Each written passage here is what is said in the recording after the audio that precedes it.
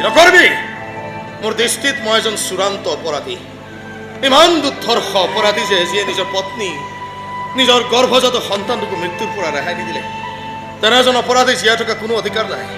গতিকে মোৰ লগত হিচাপ মিলাবলৈ গৈ তই তোৰ সময় নষ্ট নকৰিবি সেইকাৰণে কৈছিলো আমাৰ লাইনত থাকিলে পৰিবাৰ সন্তানৰ মুখ এৰি চলিব লাগে সেইকাৰণে কৈছিলো যে আমাৰ দৰে মুখ এৰিব নোৱাৰা মানুহবোৰক এনেকৈ মৃত্যুৰ সৈতে খেলা কৰিব দিব নাপায় জীয়াই জীয়াই মাৰি পেলাব নাপায় এনেকৈ সপোনবোৰ ভাঙি চুৰমাৰ কৰিব নাপায় নাপায় নাপায় কাজল কেতিয়াও নাপায় কিন্তু এটা কথা মনত ৰাখিবি বিপ্লৱ ইমান দিনে তই যিটো গড়ালত সোমাই থাকিলি সেইটো বাঘৰ গড়াল হয় আৰু বাঘৰ গড়ালত সোমাবহে পাৰি ওলাব কিন্তু নোৱাৰি পিছে গুজৰিবলৈ যদি মাত নাথাকে কামুৰিবলৈ যদি দাঁত নাথাকে আচুৰিবলৈ যদি নখ নাথাকে চিকাৰ কৰিবলৈ যদি দেহত শক্তি নাথাকে তেনে বাঘৰ গড়ালত ওলোৱা সোমাটো বাদে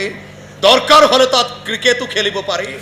আৰু নেগুৰত ধৰি বাঘটোক চকৰি ঘূৰা দি ঘূৰাবও পাৰি হিচাপবোৰ ইমান সহজ নহয়